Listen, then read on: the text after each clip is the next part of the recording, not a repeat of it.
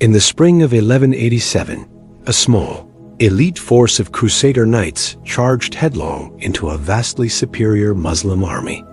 The resulting slaughter was so complete, so utterly devastating, that it has been called a dress rehearsal for the destruction of the Kingdom of Jerusalem. This is the story of the Battle of Cresson, a disaster born from arrogance, rivalry, and one of the worst military decisions in the history of the Crusades.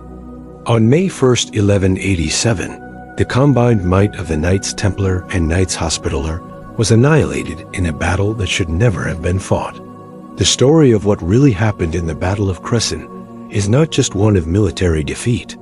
It is a tale of a fatal argument between two powerful leaders, a suicidal charge, and a warning of the catastrophe that was about to consume the Holy Land. Act 1. Setup.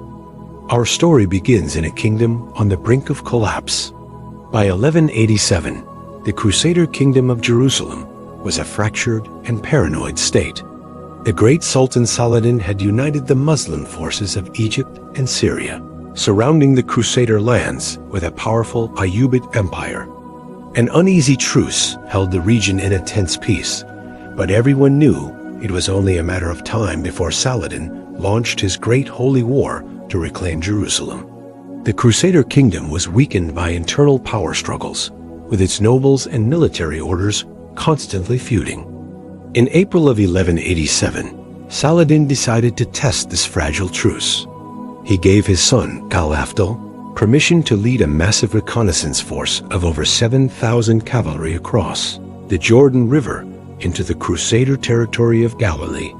It was a deliberate provocation, a raid designed to pillage the countryside and, more importantly, to gauge the reaction of the Franks. A small Crusader force, based in nearby Nazareth, received word of this major incursion. It was a moment that demanded caution and strategic thinking. Unfortunately, the men who would make the decision were two of the most powerful and rivalrous figures in the kingdom.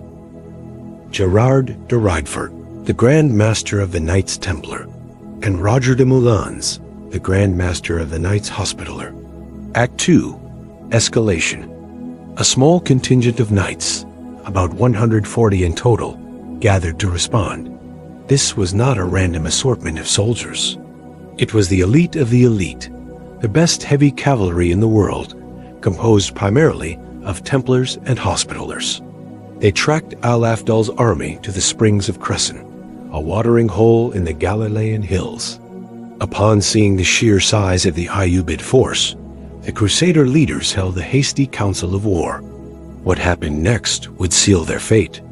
Roger de Moulins, the experienced and pragmatic Grand Master of the Hospitallers, immediately counseled for a strategic retreat.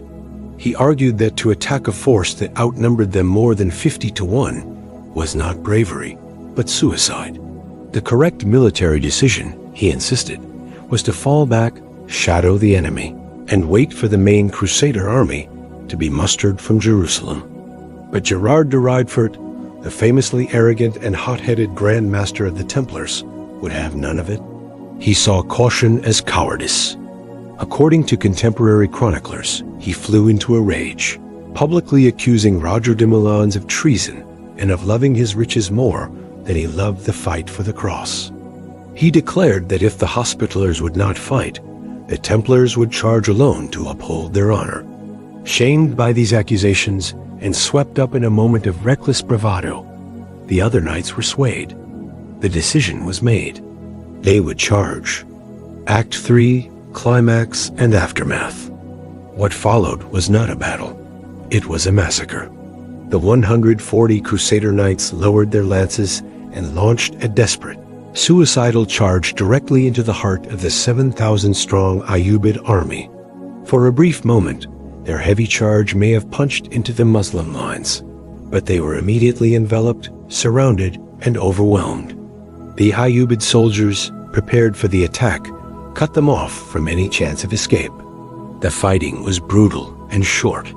The knights were pulled from their horses and cut down. In the chaos, the wise Grand Master of the Hospitallers, Roger de Moulins, was killed, fighting bravely to the last, despite having advised against the foolish attack. he was struck by a lance and fell with his men. Virtually the entire Crusader force was annihilated.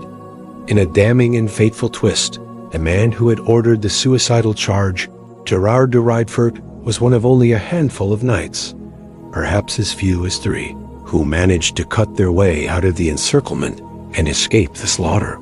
The man whose arrogance and pride had doomed his comrades fled the field and survived, to lead his order to an even greater disaster. The Ayyubids, having won a stunning victory, mounted the heads of the slain knights on their spears and continued their raid before returning across the Jordan. Twist, insight.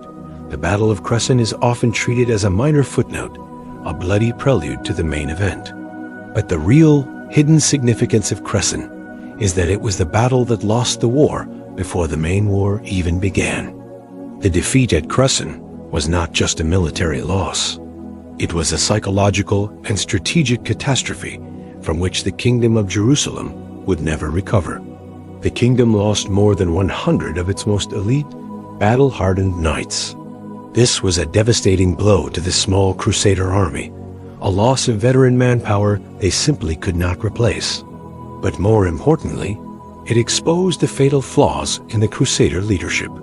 It showed Saladin that his enemies were not a unified, strategic force. They were a collection of arrogant, feuding commanders who could be easily provoked into making catastrophic mistakes.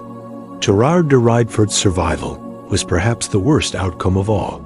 He learned nothing from his blunder. Reflection. Takeaway.